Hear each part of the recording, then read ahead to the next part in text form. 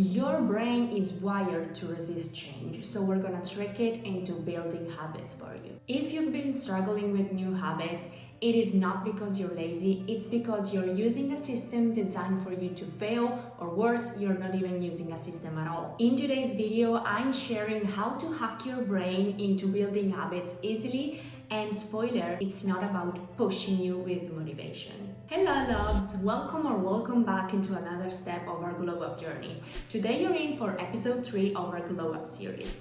We've already covered how to build your master plan, mindset shifts to make to get unstuck, how to craft a custom physical glow up plan, and today we'll build habits and systems that will actually lead you to success. We're gonna cover why people fail at habits and the mistakes you need to avoid, how to trick your brain into making habits automatic, my personal framework for success, and there's a free resource for you, so stick till the end. Finally, habits, do's and don'ts. In the next episode, we'll tackle leveling up your finances, starting a sustainable fitness journey, and tracking our progress so we actually stay consistent through all of this. If you're ready to glow up inside and out, subscribe and hit that bell button so you can be notified when every episode comes out.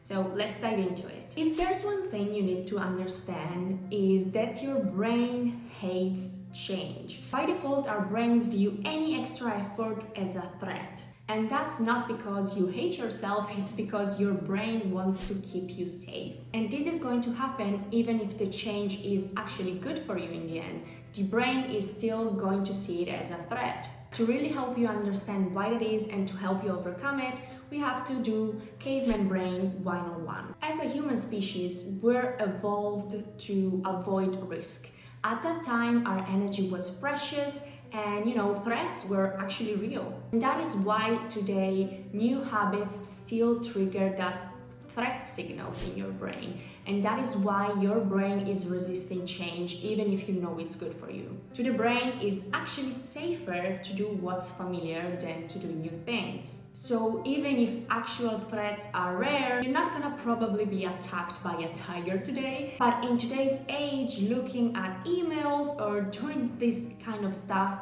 is still triggering those threat signals. And that's why most of us are living in survival mode. So how do we overcome it?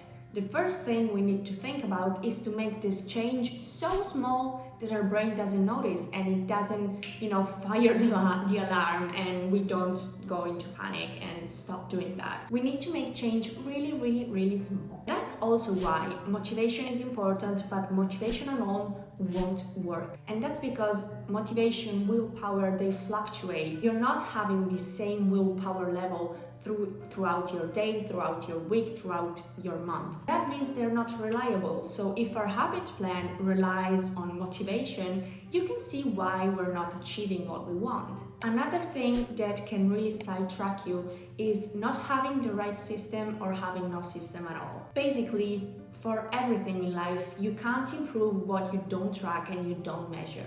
If you're just winging it every day, at one point you're going to lose momentum. And that's why also copying somebody else's routine while not adapting you to your lifestyle, to yourself, is not going to work. You need a personal system, a custom system that fits your life, fits your need, fits your lifestyle. And by the way, also your preferences, because you're most likely to do what you feel like doing, what you prefer doing, than what you don't. So instead of forcing habits on yourself, we're actually going to hack your brain into making them feel easier to do. So you actually stick to them, so you actually see improvement, you build momentum, and you've got your new whole routine. How do we actually hack our brain?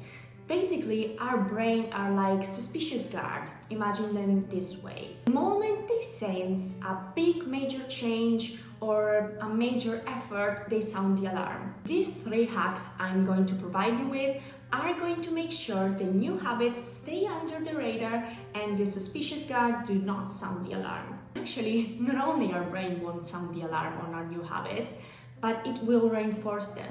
Hack number 1, the invisible change method. I actually already kind of touched on that, but the reason this hack works is that your brain will fight big change. It will fight dramatic changes, but it kind of barely notices tiny shifts because, Your brain has a lot to do during the day, right? So we're gonna start making our habits so small that the brain doesn't even bother looking at them. For example, if you want to start working out, instead of starting with I want to work out every single day, you're gonna be like, I'm going to be doing one push-up. And once you're down there, once you're actually doing the push-up, you might actually end up doing more, but your brain doesn't notice because what you said to yourself was, I'm going to be doing one push-up. So your brain is like, okay, that we can sustain that type of energy to do the push-up. So you're basically taking pressure off yourself entirely. Action step for you. Pick a habit you failed at before and transform it into a 1-minute action. Start doing it daily for a week. Hack number 2, the dopamine loop. The reason it works is we're all wired to actually crave instant rewards. We want the reward now. For example, think scrolling on Instagram or snacking on chips. What happens is over time your brain is going to link that habit with pleasure, with the reward you're going to get. That's why if you're thinking to yourself, maybe I can lay down on the couch 5 minutes and scroll on TikTok, that's an instant yes. Your brain is not stopping you from doing that. So we have to actually link our new habit we want to build to something pleasurable, to something we like. And this is because we want our brain to see the new habit as a reward and not as a chore. We want it to link it with pleasure. For example, say you want to journal daily for your mental health. What you can do is pair journaling with something you actually love, making it a little bit more cozy, maybe make some hot chocolate or make some tea, something you actually love doing it. When you think of, I need to start journaling right now, your brain instantly goes, oh my God, we're going to get the best hot chocolate. And that's how you link a habit with pleasure. Or if you want to work out, blast out your favorite playlist in the world and while you're changing into your workout gear. Action step for you, start writing down one simple action you can do while you're doing the habit or just after you've done that to link your new habit with something pleasurable and lock in the habit loop. Hack number 3, identity lock trick. The reason it works is that we actually resist tasks, but we slip into things that match our self-identity way easier. So I know you've heard it before, but you've heard it before for a reason. Don't just do the habit, but become the person that does that habit. What you need to do is adopt the identity, become the person that does that type of habit. Don't just work out. You're someone that goes to the gym regularly. That's a non-negotiable for you. Instead of saying, I have to work out today, you can say, I am an athlete, I am a healthy person, I am someone that cares about my health, so I work out. That's completely different. If you're able to slip into that new identity, your actions are going to match that identity. You'll just find that doing those new habits is going to be immensely easier than before. And that's because our action naturally align with our self-image. Instead, write an I am statement that resonates with your new goal, your new habit. I want you to repeat it daily and watch how it actually shapes your decisions every day. Try even just one of these tricks, and I promise you, you'll just start seeing better results from day one. After trying so many of these hacks and habits and stuff, I've actually developed my own framework for success, and I've basically incorporated all of the hacks and all of the tips that I found useful in one place. And I manage it all using my Notion habit tracker, which by the way, you can get for totally free, link in the description. So here's how my framework works step by step. The first thing I do is I brain dump and then I prioritize. What I want you to do is write down all of the habits, all of the routines, everything you want to build. Then I order them by importance, but please keep in mind what's most difficult for you to implement and also what's gonna make the biggest difference. Next, you're gonna start setting up your Notion habit tracker. So you're gonna add your new habits and organize them into routines. Just choose one or two that you're gonna start working on straight away and actually change the setting to building. Please just stick to one or two. You can always add more later, but start small. Using the dashboard where you only see what you're actually working with, start tracking. I promise you, Seeing that streak grow is its own reward. And I know you love it too, because our brains just love this sense of accomplishment. And honestly, there's nothing more that does it than a little bar or a little circle going up. And maybe it's just me, but I think it works. Then you're going to be applying the 3 brain hacks. You're going to make every single habit ridiculously easy at first. For example, meditating for 1 minute, something like that. You're gonna find a small reward to attach to your habit to close the dopamine loop, a quick dance break, a piece of dark chocolate, something like that. You're gonna start calling yourself the type of person who does this habit. I am the type of person that meditates daily. And here comes the thing that actually shifted everything for me. You're going to be reflecting on your improvements weekly. This is what I call my weekly wins. Every weekend I open my Notion dashboard and I see which habits I nailed, which habits I need to be, maybe work on a little bit more. And also ask yourself why you're missing points on a certain habits.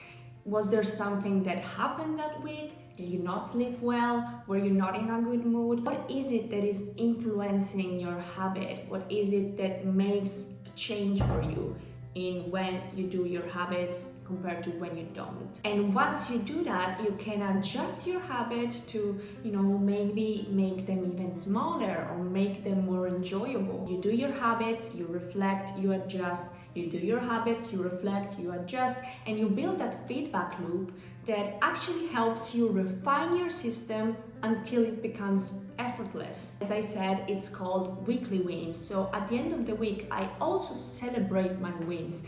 I make sure to, thank the universe for whatever.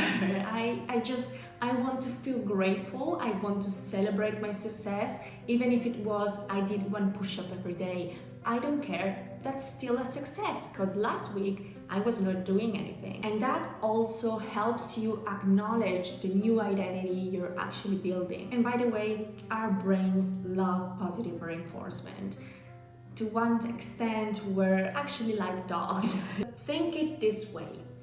Every time you check that habit box is a vote for you becoming the person you're trying to become. And every time you don't check that box is a vote for you staying the person you are right now and not changing into your best self.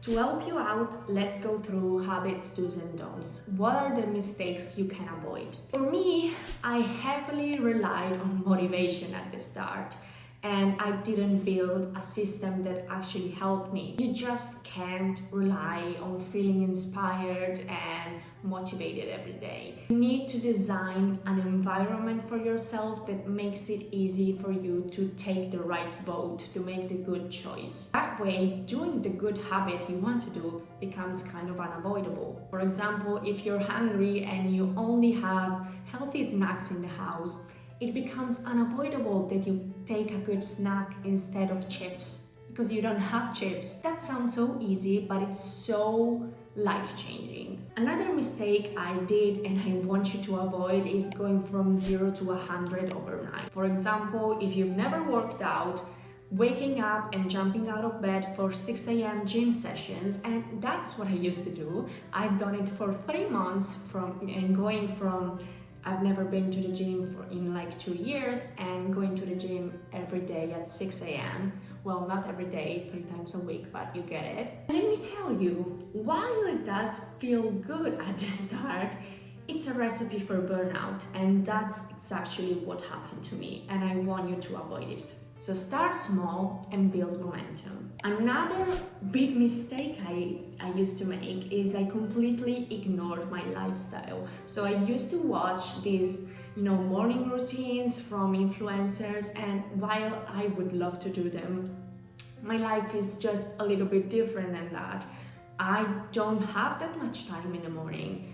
That's my life is just different, and I was ignoring that. And another mistake, I've already told you more than once, but not tracking is a mistake. What gets measured does improve. Tracking actually creates accountability within yourself, and spoiler, it actually helps you build confidence. That was a side note that I didn't expect, but it does help you with that.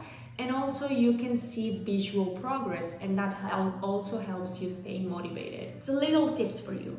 Start with just 1 or 2 habits, and as I said, changing everything at once is just going to overwhelm you. Use the 2-minute rule. If you ever feel resistance, just scale down the habit and say I'm going to do it for 2 minutes or even 1 minute. Make it visible. Keep your cues in plain sight. The cues are the things that start your habit. If you start your workout habit by putting on your gym clothes, you can prep them the night before and have it laid out on your desk, and you just wake up, see that, and you're naturally going to put your workout clothes on.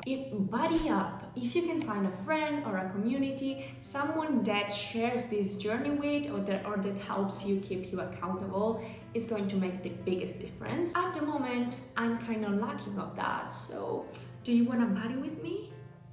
That's just to say, share your progress in the comments, share what you're going to be starting with so we can be our best buddies. Be kind to yourself, because I'm my biggest critic, and some days you're gonna need that kindness. Some days you're gonna F up, some days you're gonna not have the energy, and you need to be kind to yourself about that. Missing one day is not a failure. You're just gonna get back on track the next day. That's what's really important. If you take just one thing from this video, it needs to be this.